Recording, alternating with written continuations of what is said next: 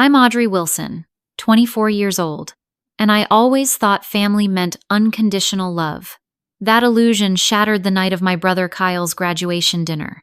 Years of unequal treatment culminated in a moment that broke my heart.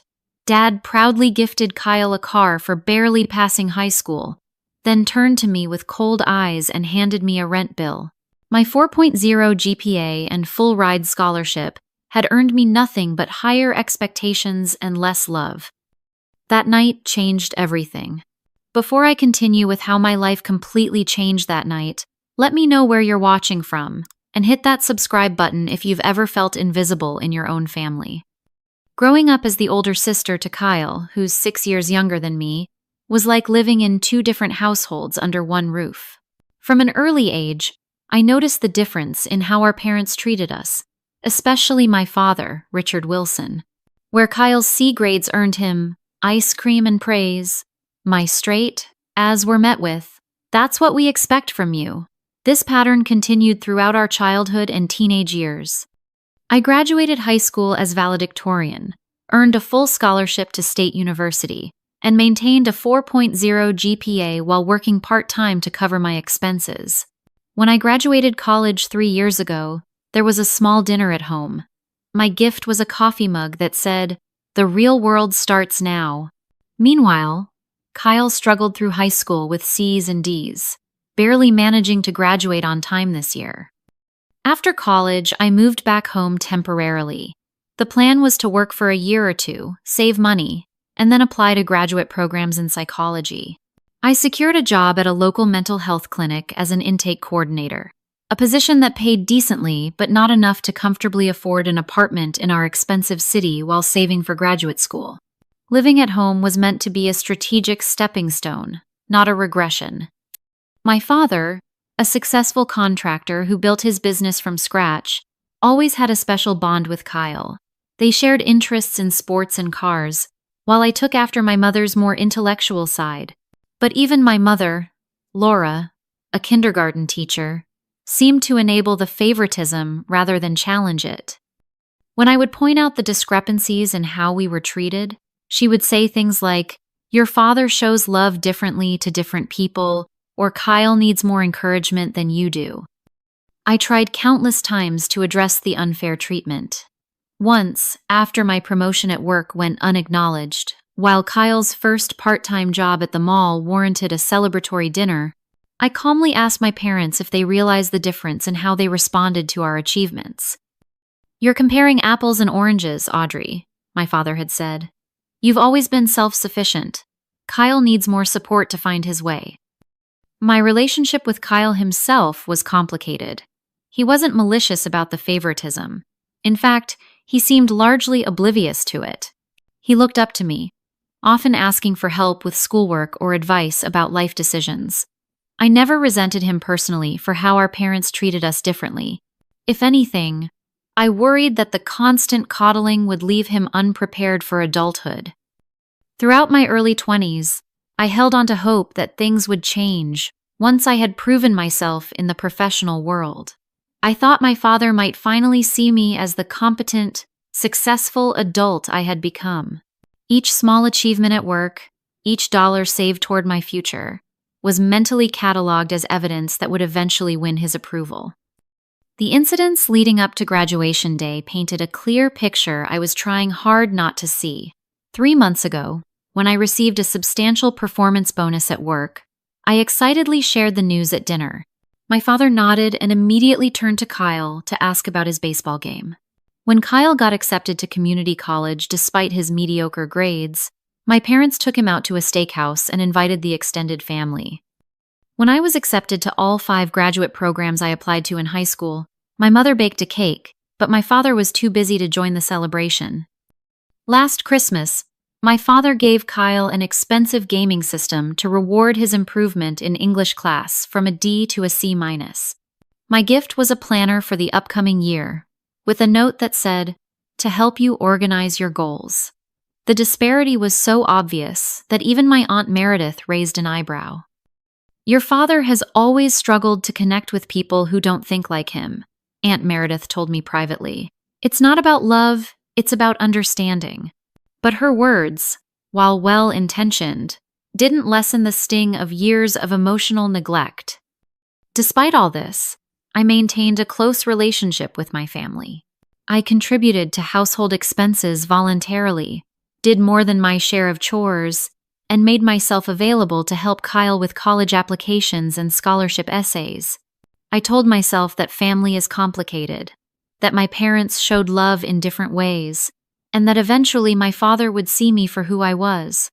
Graduation day was when all those carefully constructed rationalizations finally collapsed. Kyle's high school graduation fell on a bright Saturday in June. I had requested the day off work weeks in advance, even though it meant giving up a crucial training opportunity that could have led to another promotion. Family comes first, I told my supervisor, believing it despite the evidence to the contrary.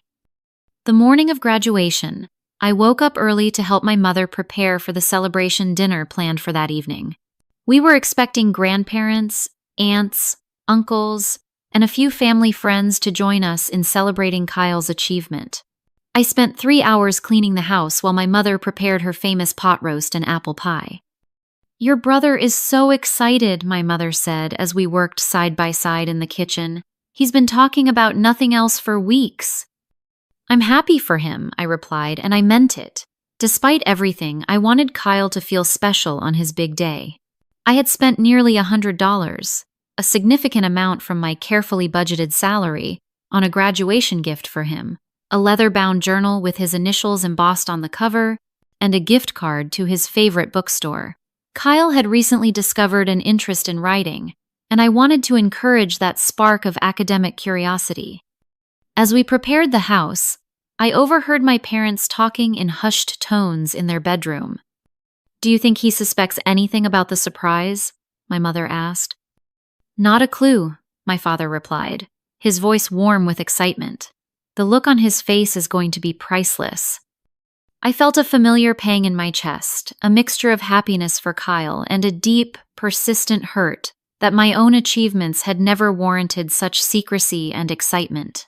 Just last month, I'd been accepted into a prestigious graduate program with a partial scholarship, and my father's response had been, "Make sure that's a practical career path before you commit."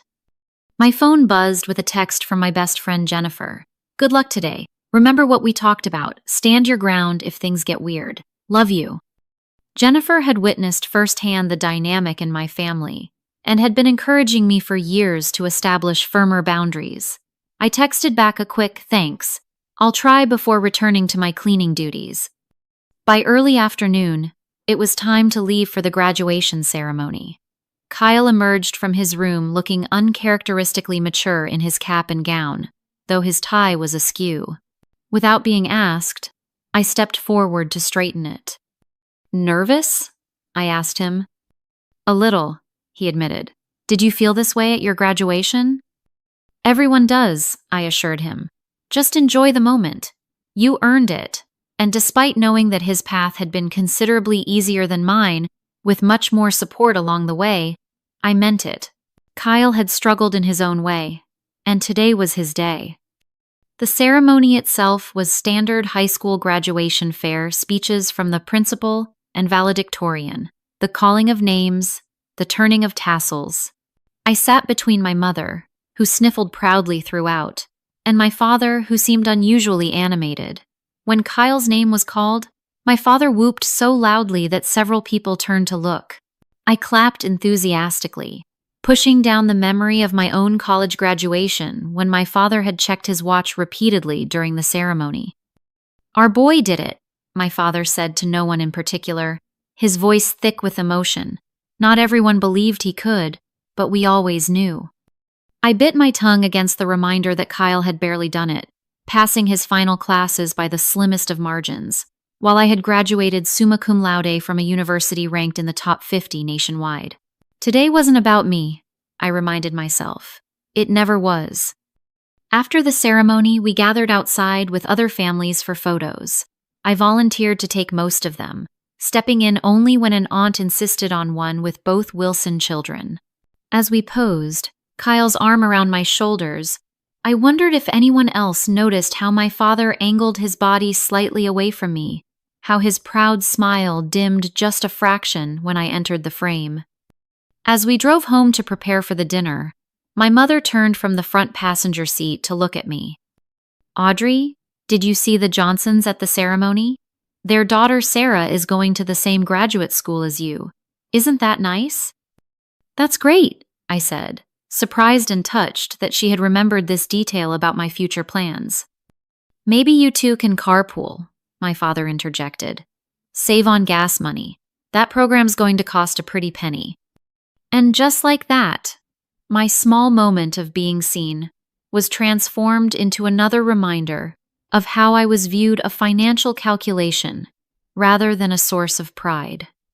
Back at home, I helped set the dining room table with our best china and arranged flowers in the centerpiece.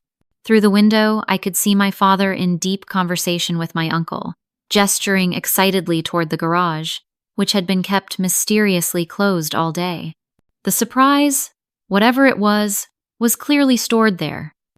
My stomach tightened with an unexpected feeling of dread.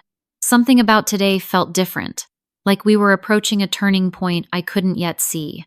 I pushed the feeling away and focused on making the evening special for Kyle. After all, that's what good sisters do. By 7 o'clock, our house was filled with the warm buzz of conversation and the delicious aroma of my mother's cooking. The dining room table had been extended to its full length to accommodate everyone: grandparents, aunts, uncles, a couple of family friends, and Kyle's godparents who had flown in from Arizona specially for the occasion.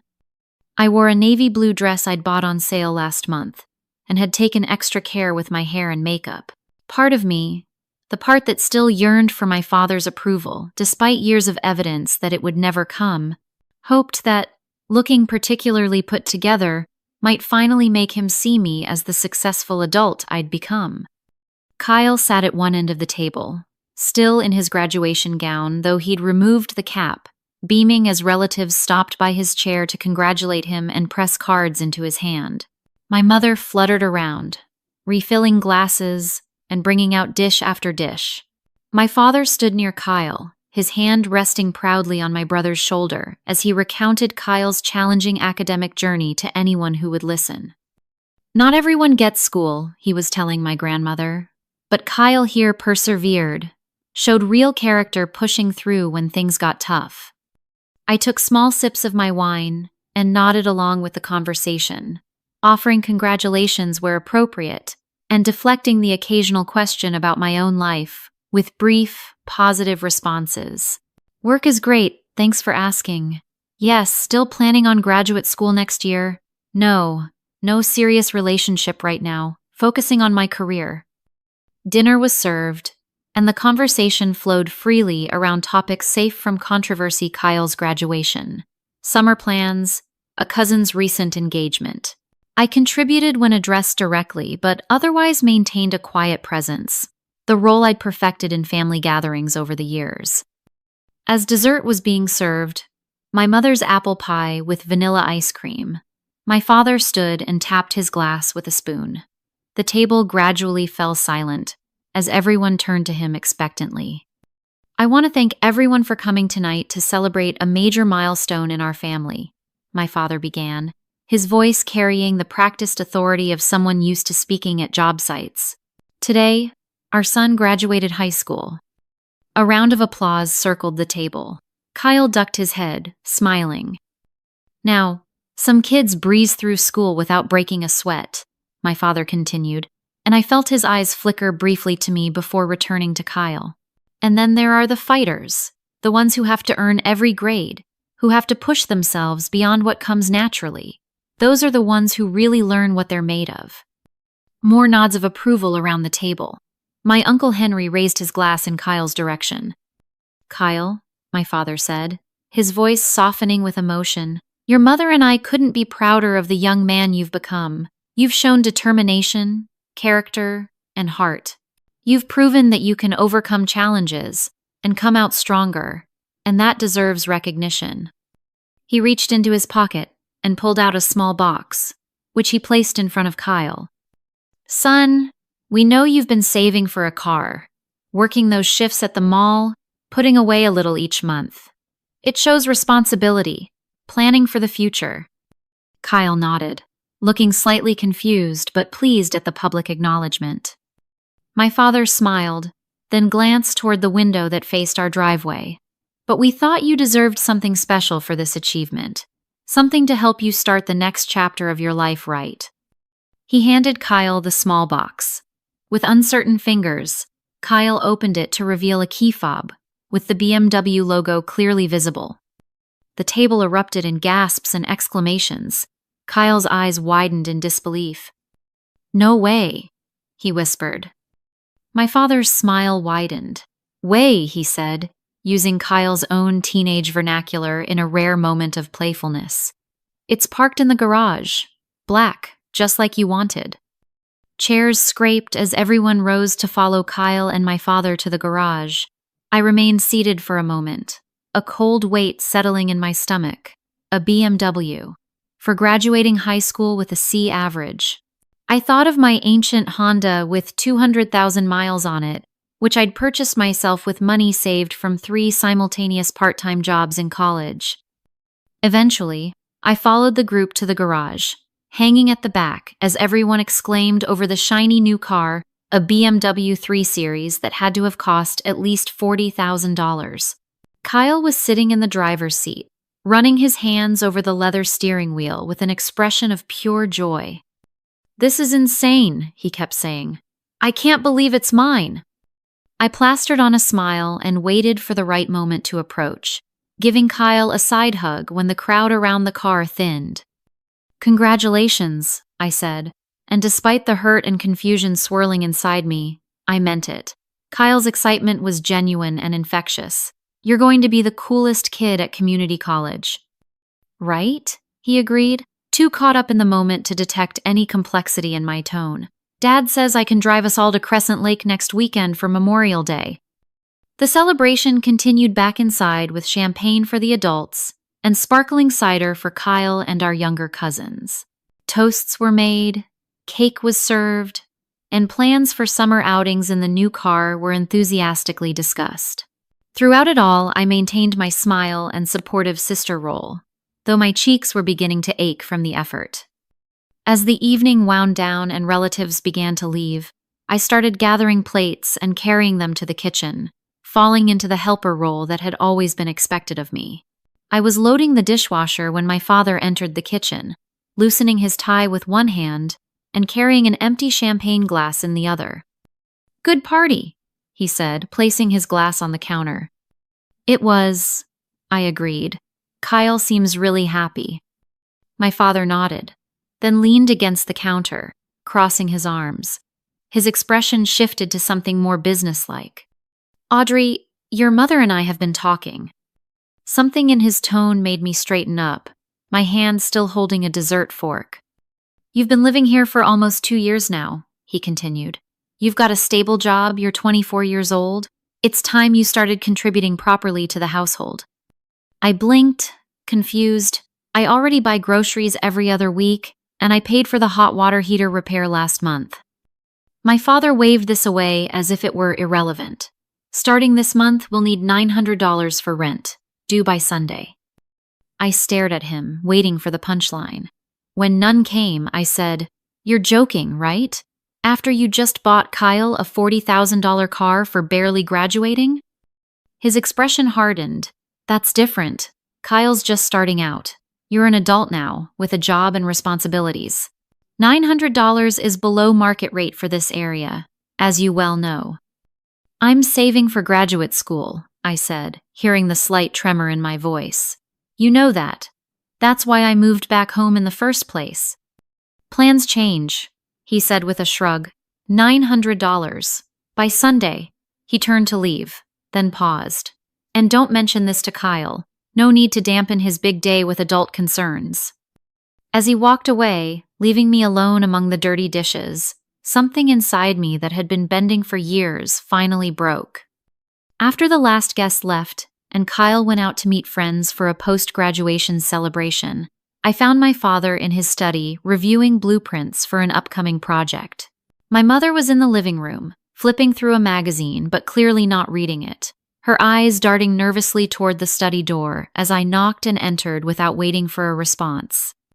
"We need to talk about what you said earlier," I said, my voice steadier than I expected given the hurricane of emotions inside me. My father looked up, annoyance flashing across his face at the interruption. "There's nothing to discuss. $900 rent, due Sunday. It's more than fair." I took a deep breath. It's not about the amount. It's about the timing and the double standard. You just spent tens of thousands on a luxury car for Kyle as a graduation present. When I graduated both high school and college with honors, I received token gifts and increased expectations. My father leaned back in his chair, his expression hardening into the dismissive look I knew all too well. "You're comparing apples and oranges again, Audrey." Kyle needed the encouragement. "You never did." "So, I'm being punished for being self-sufficient? For not needing constant validation and rewards to achieve basic milestones?" "Don't be dramatic," he said. "You're being treated like the adult you claim to be. Adults pay their way in life." "Then why isn't Kyle being treated like an adult? He's 18 now, old enough to vote, join the military, sign contracts. Why does he get a free ride while I get a bill?" My father stood up, his patience visibly thinning.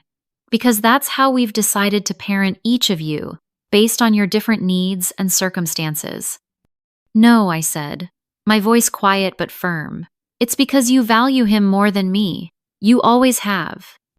The words hung in the air between us, giving voice to the truth that had shaped our family dynamic for as long as I could remember. My father's expression flickered surprise, then anger, then something like cold assessment. "You want to know why Kyle gets different treatment?"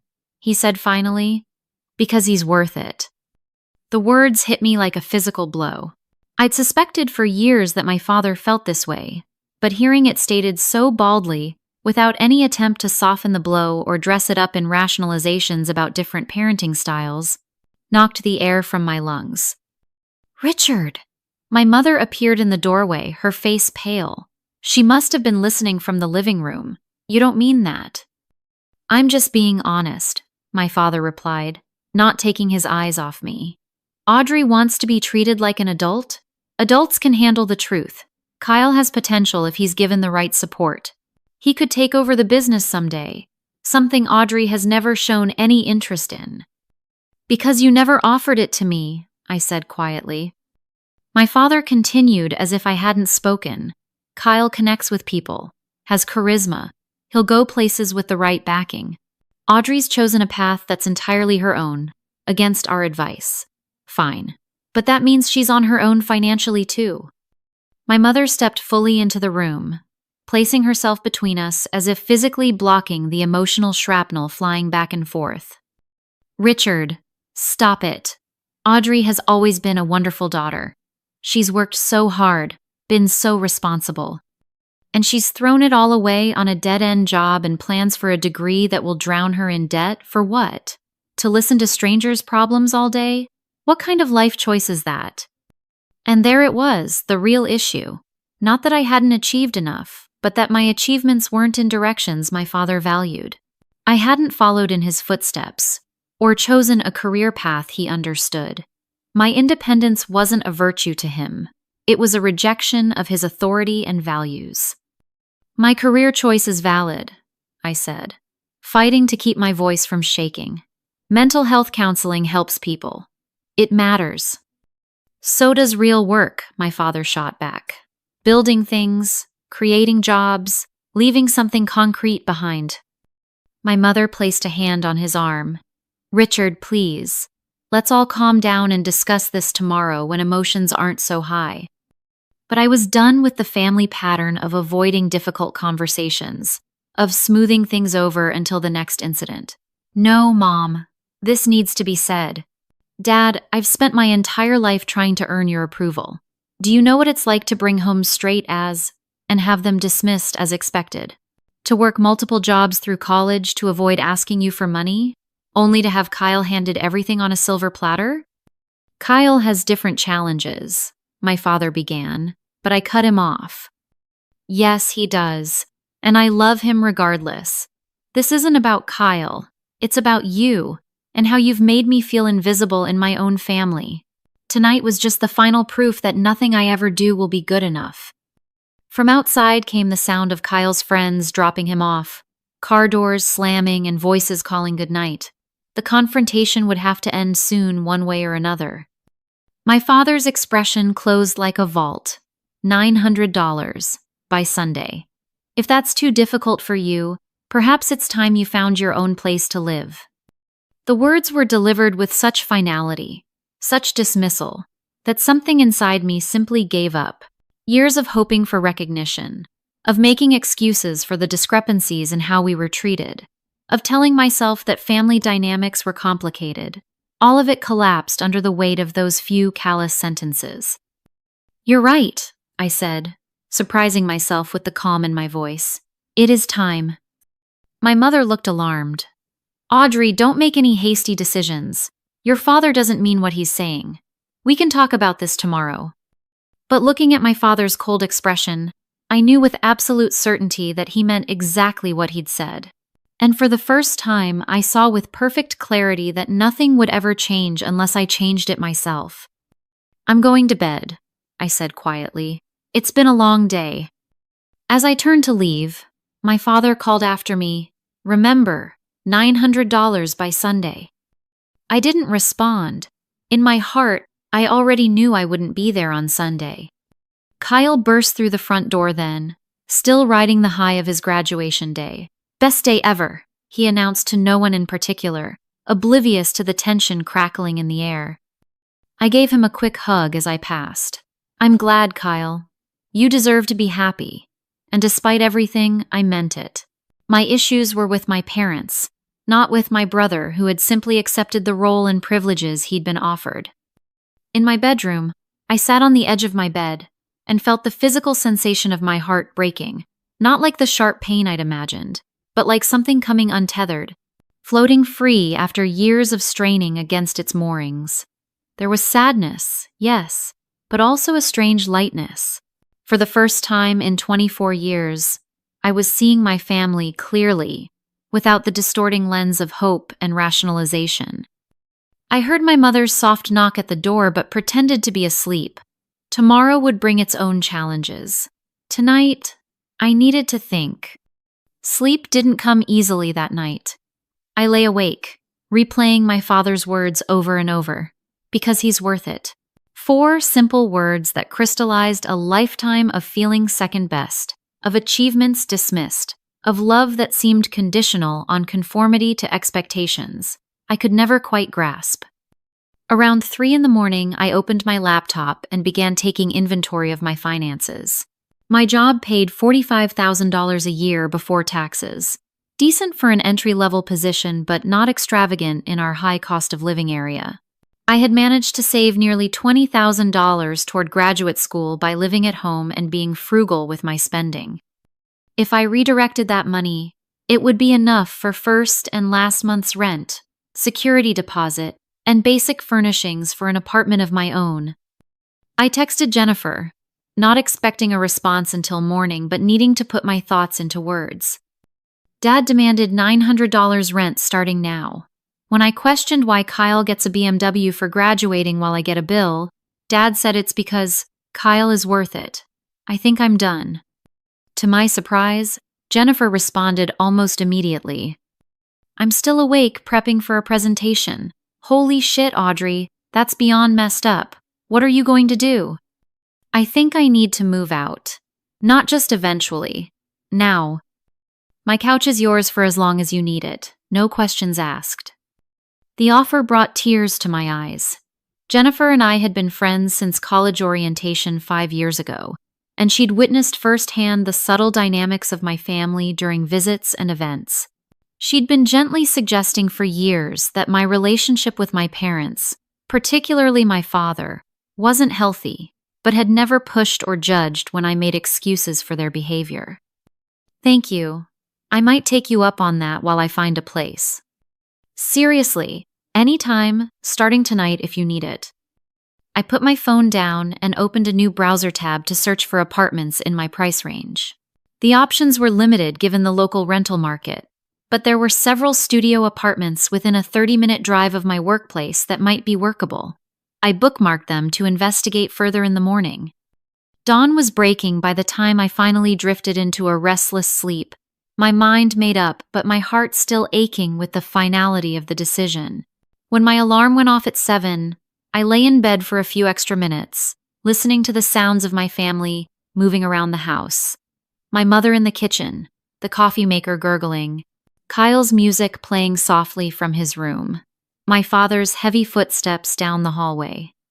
For a moment, homesickness hit me preemptively, a longing for the comfort of the familiar, even with all its flaws.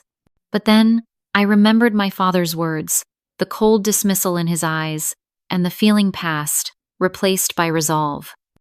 At breakfast, I maintained a facade of normalcy, discussing weekend plans and responding to questions about work as if nothing had changed. My father made no mention of our conversation from the night before, apparently considering the matter settled. My mother watched me with worried eyes, but said nothing of substance. Kyle and I are going to the dealership to finalize the paperwork for his car, my father announced as he finished his coffee. Then we thought we'd take it for a proper test drive up to the lake. Want to join us, Laura? My mother hesitated, glancing at me. What about you, Audrey? Would you like to come? I'm pretty tired from yesterday, I said, forcing a smile. I think I'll just hang around here, maybe catch up on some reading. My father nodded, unsurprised and unperturbed by my absence from the family plan. Kyle looked briefly disappointed, but was too excited about his new car to dwell on it. We'll be back around dinner time, my mother said, squeezing my shoulder as she passed. Maybe we could watch that show you've been telling me about tonight? Sure, Mom, I replied, recognizing her attempt at peacemaking but knowing it was too little, too late. Once they were gone, the house fell into silence.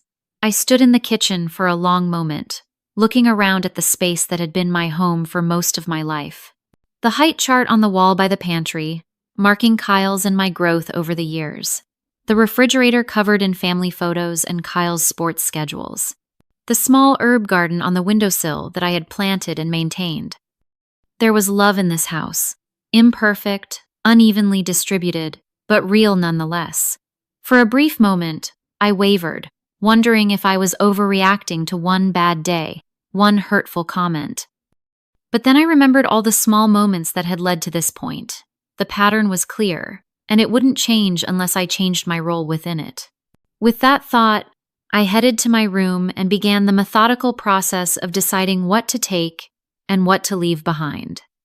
Clothes were easy, all of them would come with me, packed efficiently into 2 large suitcases I'd used for college. Books were harder, there were too many to take all at once, so I selected the most meaningful ones and a few I was currently reading. My laptop, important documents, and professional clothes for work were non-negotiable. In my closet, I found a box of childhood mementos, report cards with straight A's and generic good work comments from teachers, medals from academic competitions, the valedictorian medal from high school. I had saved them for years, these tokens of achievements that had gone largely uncelebrated at home. After a moment's hesitation, I left them behind. The past was the past, and I no longer needed physical reminders of my quest for approval. My bedroom slowly transformed as I packed, becoming less personal, more like a generic guest room. It was a physical manifestation of my emotional detachment, and there was something cathartic about the process. Around noon, I called my supervisor at work. Elaine, I hate to do this, but I need to take a few personal days next week. A family situation has come up that requires my immediate attention. Elaine, who had always been supportive of work-life balance, didn't hesitate. Of course, Audrey. Is everything okay? It will be, I said, surprised by how much I meant it. I just need some time to sort things out. Take what you need. Your clients can be rescheduled. That task complete, I continued packing, working quickly but thoroughly. By 3 o'clock, my car was loaded with everything I deemed essential for starting my new life. All that remained was to write the note. I sat at the small desk in my room, pen in hand, staring at the blank paper. What could I possibly say that would make my parents understand my decision, without causing irreparable damage? How could I explain to Kyle, who was innocent in all this, why I had to leave? The first draft was too angry, the second too apologetic. The third rambled without making any clear points. Finally, on the fourth attempt, I found the right words. Words that were honest without being cruel, firm without burning bridges. Dear Mom, Dad, and Kyle, I've decided it's time for me to move out and live independently. Last night made it clear that my place in this family isn't what I thought it was or hoped it could be. Dad, you're right that I'm an adult and should pay my own way. So that's what I'm going to do completely. I won't be paying rent because I won't be living here. I found another place to stay while I look for an apartment. Mom, I know this will upset you, and I'm sorry for that. I love you, but I can't keep pretending that the dynamics in this house aren't hurting me. Kyle, this isn't your fault. I'm proud of you and your accomplishments. Enjoy your car and your graduation. This is between me and our parents, not you. I'll be in touch once I'm settled. Love, Audrey. I read it over twice, then folded it and placed it in an envelope with family written on the front. After a final look around my mostly empty room, I carried the note downstairs and placed it prominently on the refrigerator, secured with a magnet shaped like the Eiffel Tower from my mother's collection. Standing in the entryway, keys in hand, I felt a complex mixture of emotions: grief for what could have been, anger at what was, fear of the unknown, but underneath it all, a growing sense of liberation. For the first time in my adult life, I was making a decision based solely on what I needed, not on what others expected of me. Goodbye, I whispered to the empty house. Then I walked out the door, closing it quietly behind me. The first few days at Jennifer's apartment passed in a blur of practical matters and emotional processing. Jennifer had cleared space in her closet for my clothes, inflated an air mattress in her living room, and stocked the fridge with my favorite comfort foods before I arrived. Her unwavering support was a stark contrast to the conditional acceptance I'd grown up with. Stay as long as you need, she insisted when I expressed concern about imposing. Seriously, it's nice having you here. Like college again, but with better food and fewer all-nighters. My phone began blowing up with notifications the evening I left, around the time my family would have returned home and found my note. Kyle texted first, a series of increasingly panicked messages. Audrey, where are you? Please come home, everyone's freaking out. Did something happen? Mom won't stop crying. At least tell me you're safe. I responded only to the last one. I'm safe. Staying with a friend. Need some space right now. We'll explain later. My mother called 14 times that first evening. I let each call go to voicemail, not yet ready to have that conversation. Her messages ranged from tearful pleas to come home to confused questions about what had happened to anger that I would leave without discussing it like an adult. Most revealing were my father's communications. First, a terse text saying, "This is childish and unnecessary." Then, when I didn't respond, a voicemail stating that my theatrical exit wouldn't change the fact that adults have responsibilities. Finally, a formal-sounding email informing me that I had until the end of the month to remove the rest of my belongings, or they would be disposed of appropriately. Not once did he ask if I was okay. Not once did he acknowledge that his words might have contributed to my decision to leave. It was confirmation that I'd made the right choice, however painful. The extended family soon got involved. My Aunt Meredith, my father's sister, called on day 3. "I'm not taking sides," she began, which usually meant she was about to do exactly that. "But your parents are beside themselves. Your mother can barely function." "I'm sorry Mom is hurting," I said, meaning it, "but I couldn't stay in that house anymore." "What happened?" "Richard won't say much, just that you had a disagreement about rent." I hesitated, then decided the truth was the simplest option. Dad bought Kyle a brand new BMW for graduating high school with barely passing grades. The same night, he told me I need to start paying $900 a month in rent, because I'm an adult now. When I pointed out the double standard, he said the difference is that Kyle is worth it. There was a long silence on the other end of the line. He said that? Those exact words? Yes. Aunt Meredith sighed heavily. Oh, Richard. He always was an idiot with words. Another pause. Look, I'm not excusing what he said. It was cruel and untrue. But you know your father, he's never been good at expressing himself. Especially with you. You're too much like your grandmother, his mother. Smart, independent, questioning. It intimidates him. That's not an excuse for 24 years of making me feel like I'm less valuable than my brother. No, it's not, she agreed, surprising me. For what it's worth, I think you did the right thing, getting some distance. Just don't cut them off completely, okay? Your mother is truly devastated, and Kyle is confused and hurt. I'm not cutting anyone off, I assured her. I just need time and space to figure out what kind of relationship I can have with them going forward. After hanging up, I felt a strange sense of validation. Having an outside perspective, a family member at that, acknowledge the problematic dynamic, helped combat the self-doubt that had begun creeping in. Was I overreacting? Was I being selfish? Aunt Meredith's reaction suggested not. By the end of the first week, I had established a routine. Work during the day, apartment hunting during lunch breaks and evenings. Jennifer and I would cook dinner together, then watch mindless television shows until I felt tired enough to sleep. On Friday evening, she convinced me to join her for happy hour with some friends from her office. You need to get out of your head for a few hours, she insisted.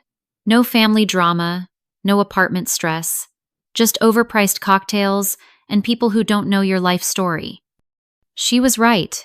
The evening out was refreshing, a reminder that there was a whole world beyond my family troubles.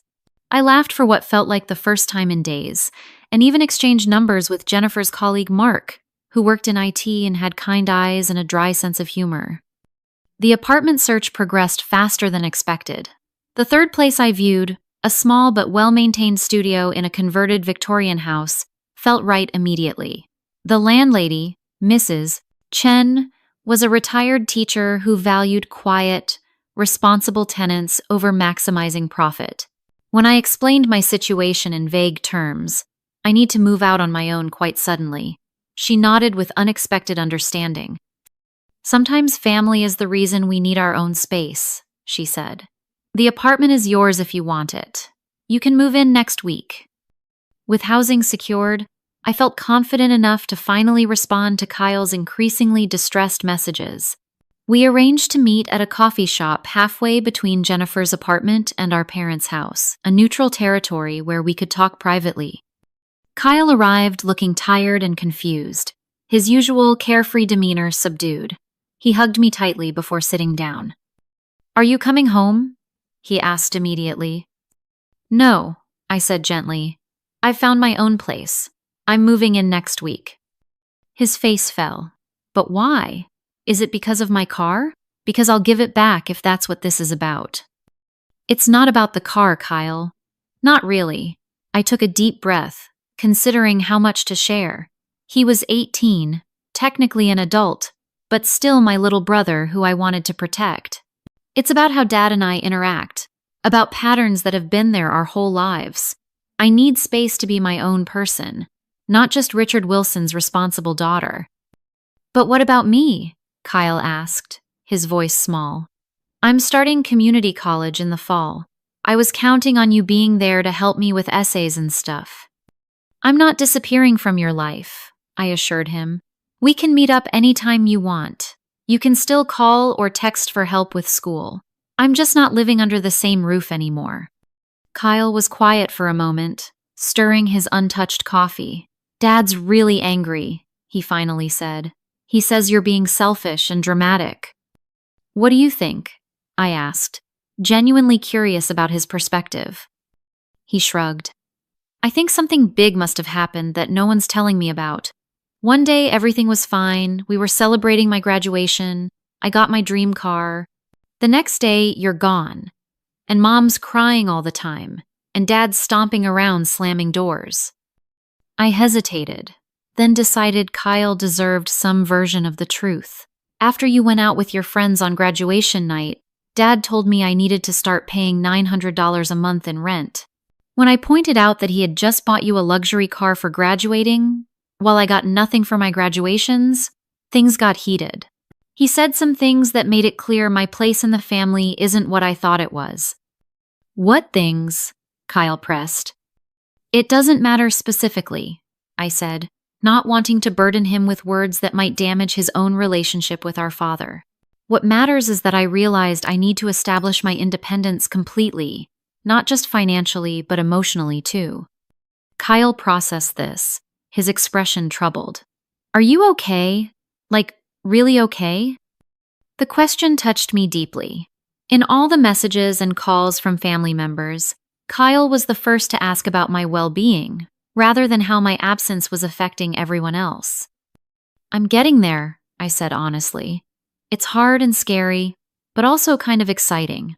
For the first time, I'm making decisions based solely on what I want and need, not on anyone else's expectations.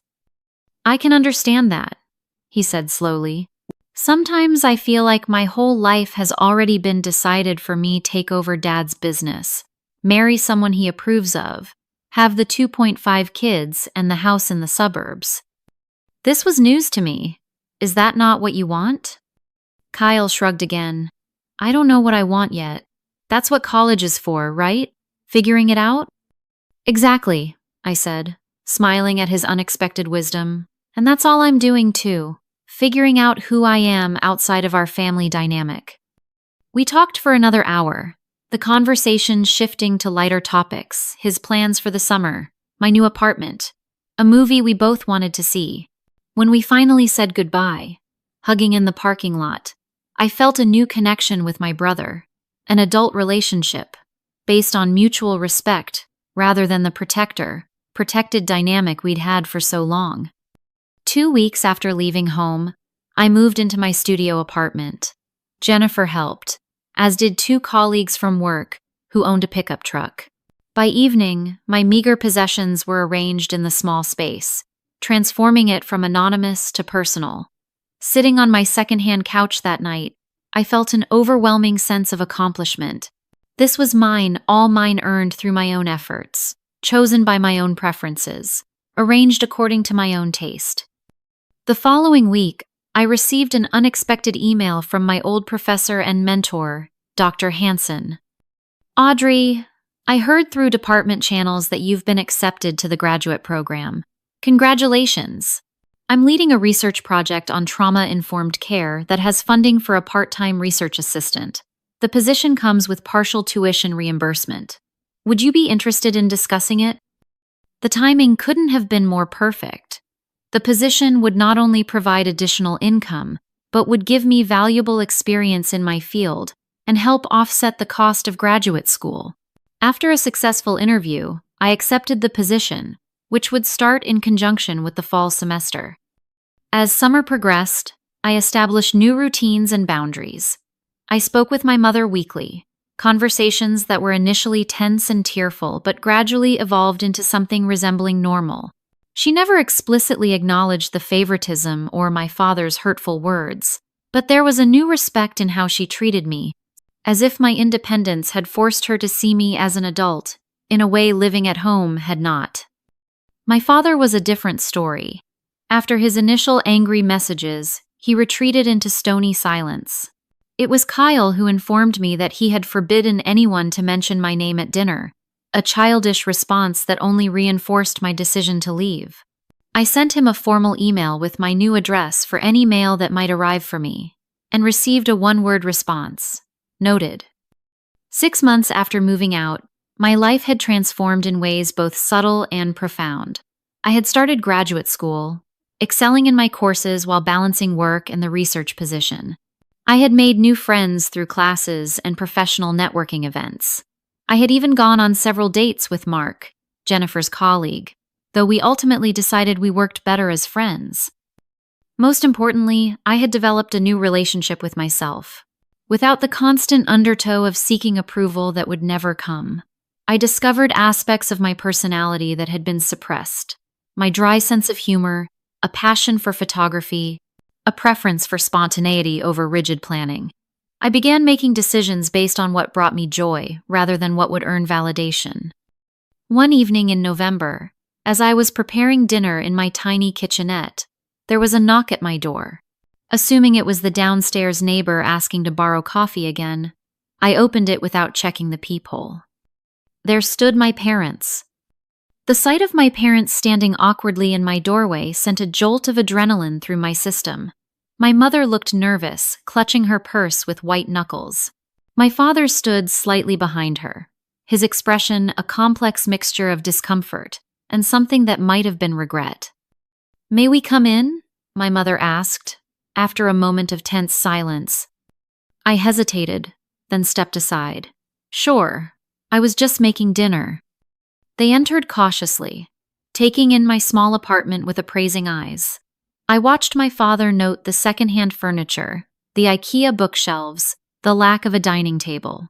My mother's gaze lingered on the framed photos on my wall, pictures of me with Jennifer and other friends, at work events, hiking in nearby state parks, a life they knew nothing about. "It's cozy," my mother offered, clearly searching for something positive to say. "It suits me," I replied, turning off the stove where my pasta sauce was simmering. "Would you like something to drink?" "I have water, tea, or wine." "Water is fine," my father said, the first words he'd spoken directly to me in 6 months. I busied myself getting glasses, giving myself time to process their unexpected appearance. When we were all seated, my parents on the couch, me in the single armchair, I asked the obvious question. "Why are you here?" My mother glanced at my father, a look I recognized from childhood, a silent urging for him to take responsibility. To my surprise, he cleared his throat and met my gaze directly. "Your brother is struggling," he said. "He's talking about dropping out of college." Of all the reasons I had imagined for their visit, this wasn't one of them. What? Why? He was so excited about his classes when we had coffee last week. My parents exchanged surprised looks. "You've been seeing Kyle?" my mother asked. "We meet up every couple of weeks," I explained. "He didn't tell you?" My father's jaw tightened. "No, he didn't. Apparently there are a lot of things he doesn't tell us these days." "Richard," my mother said softly, a warning in her tone. She turned to me. "We're worried about him, Audrey. He's withdrawn, his grades are slipping, and yesterday he told us he doesn't see the point in continuing with school when he'll just end up working for his father anyway."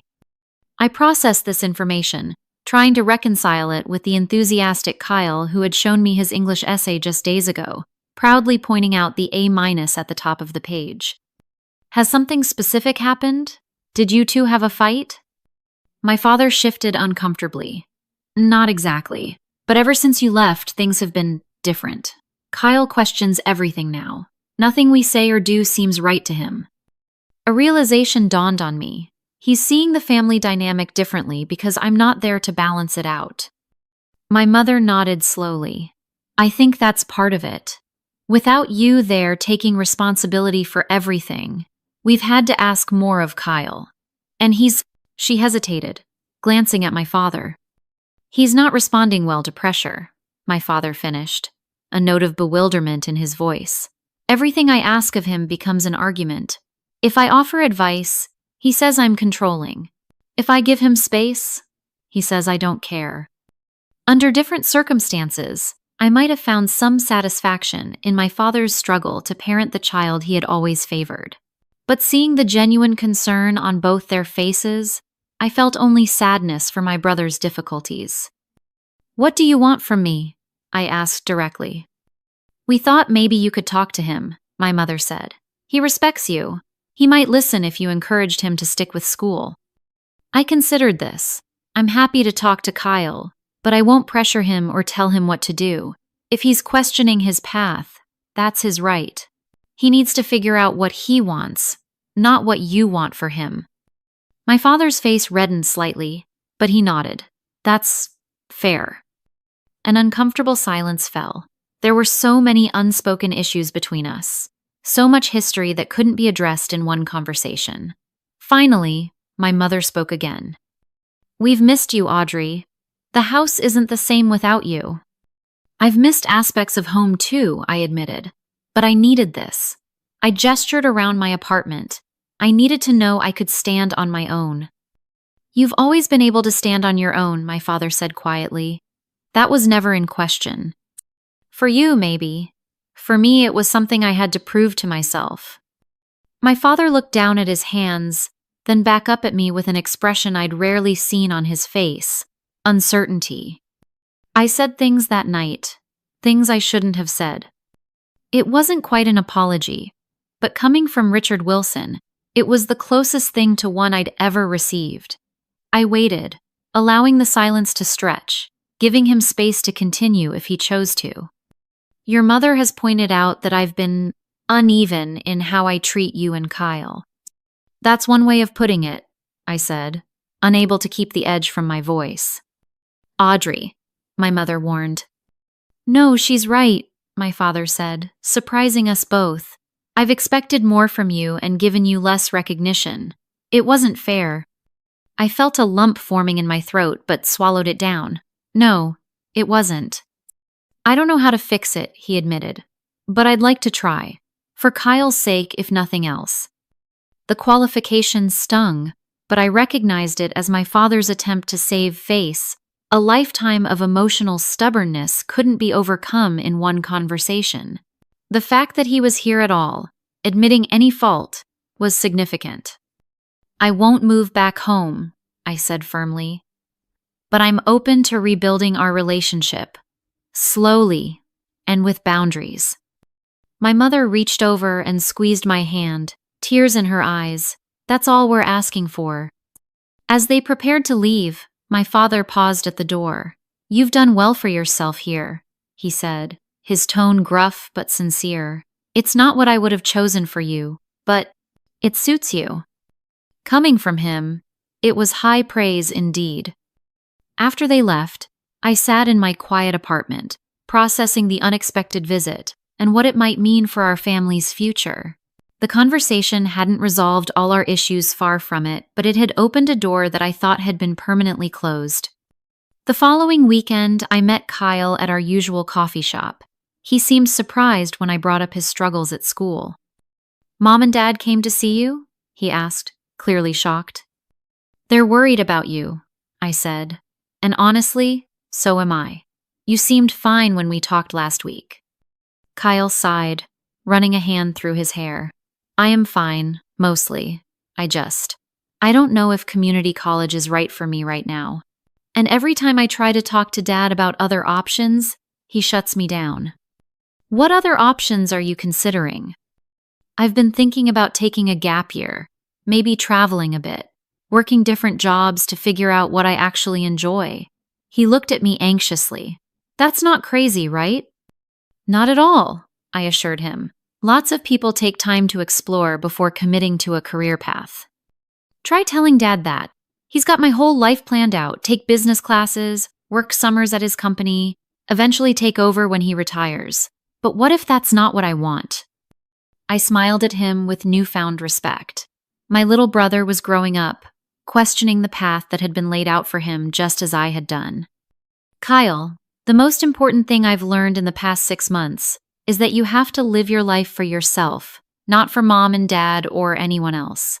That doesn't mean being selfish or irresponsible, but it does mean making choices based on your own values and interests. How did you get so brave? He asked. Just packing up and leaving like that? It wasn't bravery so much as necessity, I admitted. I had reached a point where staying would have cost me more than leaving, emotionally speaking. Kyle nodded thoughtfully. I think I'm reaching that point too. Not about living at home, I'm okay with that for now, but about following Dad's plan without question. Then, you need to have an honest conversation with him. Be respectful, but firm about what you want. Will you help me? Be there when I talk to him? The request touched me deeply. Of course, but remember, this is your life and your decision. I can support you, but I won't fight your battles for you. Over the next few months, our family began a slow, sometimes awkward process of rebuilding relationships on new terms. Kyle did have his conversation with our father, with me present as moral support. To everyone's surprise, after the initial resistance, my father eventually agreed to a compromise. Kyle would complete his first year of community college, then take a year to explore other interests before deciding whether to continue with business studies. My relationship with my mother improved the most quickly. Without my father's overwhelming presence shaping our interactions, we discovered common interests and a similar sense of humor. We began meeting for lunch every other week, conversations that ranged from casual catching up to deeper discussions about family dynamics and her own experiences as a young woman. "I should have stood up for you more," she admitted during one such lunch. "I knew Richard favored Kyle, but I told myself it was because you were so self-sufficient that you didn't need the same kind of support." "Why did you stay with him?" I asked, a question I'd wondered about for years. "You must have seen how he treated you sometimes. Not just me." She considered this thoughtfully. "I loved him. Still do, despite his flaws. And there were good times too, moments you probably didn't see. Plus, divorce wasn't something women of my generation did lightly." She smiled sadly. "But if I'm being completely honest, part of it was fear of starting over alone." "You're braver than I ever was, Audrey." My relationship with my father remained the most complicated. Old patterns don't disappear overnight, and he struggled to relate to me as an independent adult, rather than the dutiful daughter he had expected me to remain. But there were small changes. He made an effort to ask about my graduate studies, sent an awkwardly formal email congratulating me when I was published as a co-author on Dr. Hansen's research paper, and stopped making dismissive comments about my career choice. A year after I had left home, I hosted a small dinner party in my apartment, which I had recently upgraded to a one-bedroom in the same building. My parents and Kyle were among the guests, along with Jennifer, my Aunt Meredith, and a few close friends from work and school. Watching my father engage in polite conversation with my professor about the practical applications of psychological research, seeing my mother help serve dessert in my tiny kitchen, observing Kyle deep in conversation with my friend Marcus about travel opportunities abroad, I felt a sense of peace I hadn't expected to achieve so soon. The power dynamic in our family had fundamentally shifted. I was no longer the overlooked daughter seeking validation, but an independent adult choosing to include my family and my life on my own terms. My father was no longer the unquestioned authority whose approval determined my worth, but simply one relationship among many in my rich and fulfilling life. As I built my career in mental health counseling, I found that my personal experiences gave me unique insight into family dynamics and the courage it takes to break unhealthy patterns. My relationship with Nathan, a kind and supportive fellow graduate student I had been dating for several months, showed me what equal partnership looks like, a stark contrast to the imbalanced relationships I had witnessed growing up.